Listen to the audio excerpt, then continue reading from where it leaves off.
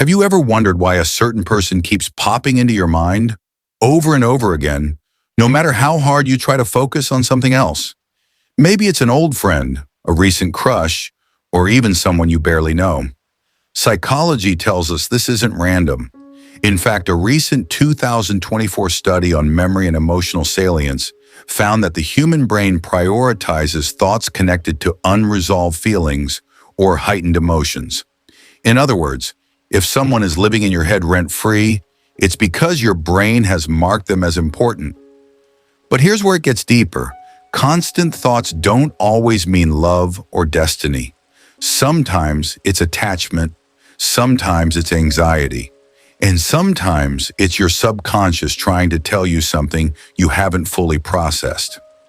In this video, I'll break down the real psychological reasons why you keep thinking about someone, and what it truly means for your emotions, your relationships, and even your mental health. So if you've been searching for answers, you're in the right place. Let's dive in. Part 1. Your brain is doing its job, not sabotaging you. When you can't stop thinking about someone, it's easy to assume your brain is working against you, almost like it's torturing you with thoughts you don't want.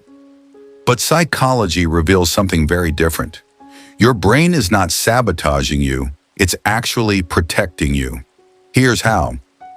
Neuroscience research shows that when a person triggers strong emotions, whether joy, attraction, rejection, or even curiosity, your brain flags that person as high-priority information.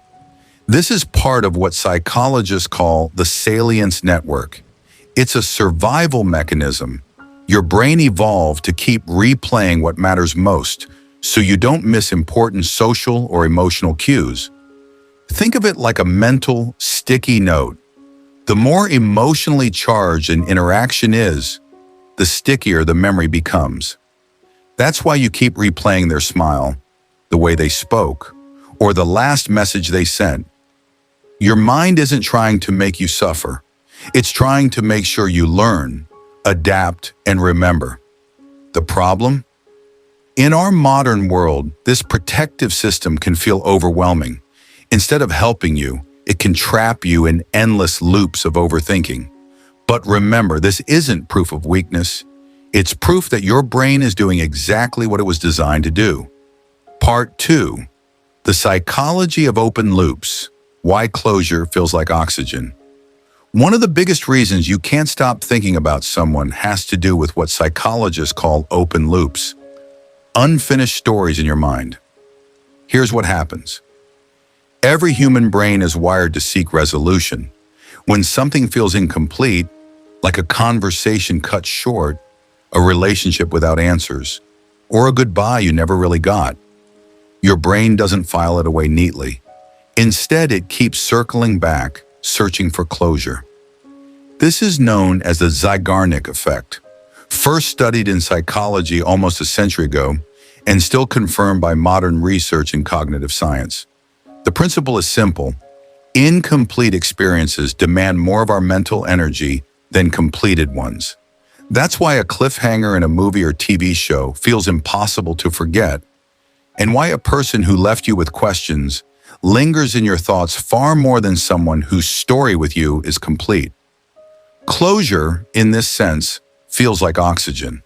Without it, your mind gasps for air, replaying what happened, what was said, and what it all meant. And here's the emotional truth. It's not always about the person themselves. Often it's about your brain's desperate need to finish a sentence that never got its period. Part 3. Attachment patterns that turn volume up. Here's something most people don't realize. The intensity of your thoughts about someone isn't just about them. It's about you and the attachment patterns you've carried since childhood. Psychologists studying attachment theory have found that the way we bonded with our earliest caregivers shapes how our brains handle closeness and separation as adults. If you grew up feeling secure and loved, your mind is better at calming down after emotional highs and lows. But if your attachment leaned toward anxious or avoidant, your brain is more likely to get stuck in overdrive when someone important comes into the picture. Think of it like a volume dial. For securely attached people, the dial is steady.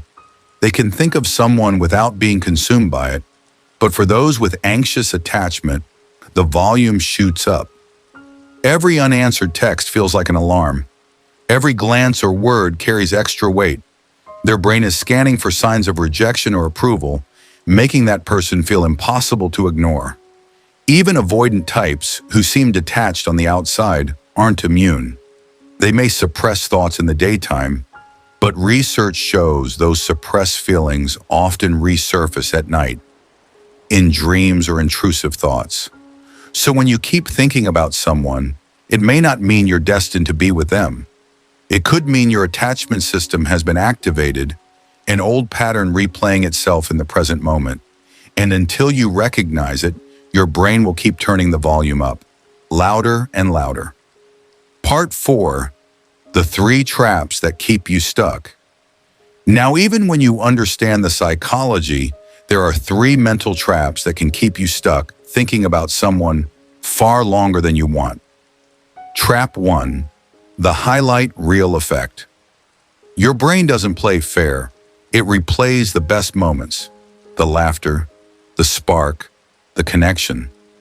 Neurologically, this is called rosy retrospection, our tendency to remember the highs more vividly than the lows.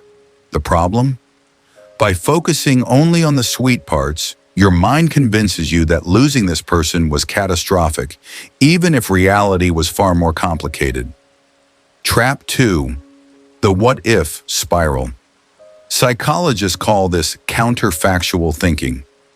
You keep imagining different scenarios. What if I had said this instead? What if we tried again? Each mental rewrite creates another open loop, pulling you deeper into fantasy rather than freeing you in reality. Trap 3. The scarcity illusion.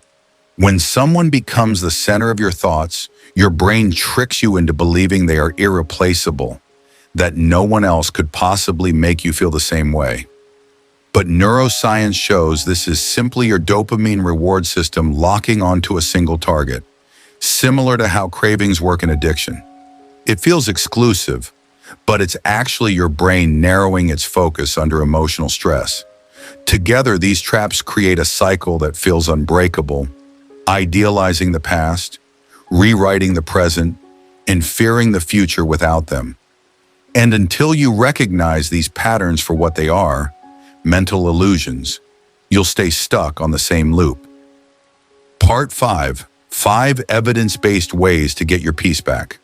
Now that you understand why your brain keeps replaying someone like a song on loop, let's talk about how to finally quiet the noise. Here are 5 evidence-based strategies grounded in psychology that can help you take your peace back. 1. Label the thought, don't fight it.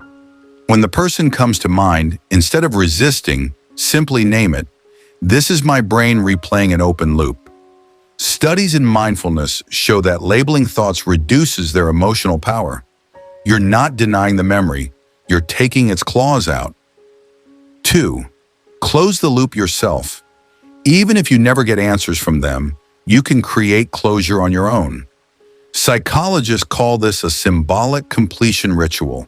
It could be writing a letter you never send, or even speaking the words you needed to say out loud to yourself. Your brain registers the act as completion, and that helps release the grip. 3. Redirect the dopamine. Your obsession is fueled by the brain's reward system. To weaken it, you need new sources of dopamine. Exercise, learning a skill, or immersing yourself in something creative rewire the pathways so the reward isn't tied only to that person. Neuroscience shows replacement, not suppression, is what works best. 4. Rewrite the story. Honestly, instead of clinging to the highlight reel, practice cognitive reframing. List not just the sweet memories, but also the struggles, the incompatibilities, the pain. Your mind seeks balance, and when you give it the full story, the person loses their mythical glow. 5. Anchor in the present, not the past. Every time you notice your mind drifting back, ground yourself in a sensory moment. Notice what you see, hear, feel right now. Clinical psychology calls this present moment anchoring, and it trains your attention muscle.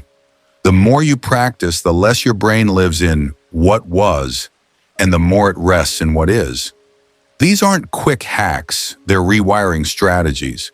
But together, they shift you from being a prisoner of your thoughts to the one steering them. And with time, that person who felt impossible to forget becomes just another chapter, no longer the whole book. Part 6, What It Really Means. Reframe the story. So, what does it really mean when you can't stop thinking about someone? Most people assume it's fate or some hidden soul tie. But psychology paints a more empowering picture. It means your brain has unfinished business. It means your nervous system is searching for safety. Your reward circuits are still craving, and your attachment patterns are echoing old needs. In other words, you're not broken, you're human. But here's the deeper reframe. Constantly thinking about someone isn't proof that they're the one. It's proof that you have an extraordinary capacity for connection, for meaning, for depth. That intensity, it's not about them, it's about you. Your brain is showing you how deeply you can feel, how profoundly you can bond, and how much your heart longs to be seen. When you realize this, the obsession shifts. It's no longer a haunting, it's a mirror that reflects not their importance, but your readiness for love, your desire for closure, your hunger for truth. So the next time they cross your mind, instead of asking, why can't I stop thinking about them? Ask, what is my mind trying to teach me about myself? Because the answer is always bigger, richer, and more powerful than just one person. In the end, these thoughts don't mean you're stuck in the past. They mean your story isn't finished yet. Not with them, but with you. So if you've been lying awake, wondering why you can't stop thinking about someone, remember this. It's not a flaw. It's not weakness. It's your brain, your heart, and your emotions doing exactly what they were designed to do. Processing, remembering, and seeking meaning. The thoughts aren't just about them. They're about you, your capacity to feel, to connect, and to grow. And the most powerful step isn't to force the thoughts away, but to listen, learn, and reclaim your peace. If this video helped you understand your mind a little better, take a moment right now to reflect. What is this thought trying to teach you about your own heart? And if you want more insights like this, hit that subscribe button, share your thoughts in the comments, and join our journey into understanding the psychology behind the things we feel, but often can't explain. Because every thought, every feeling, and every unanswered question is just a doorway to clarity, to growth, and ultimately to peace.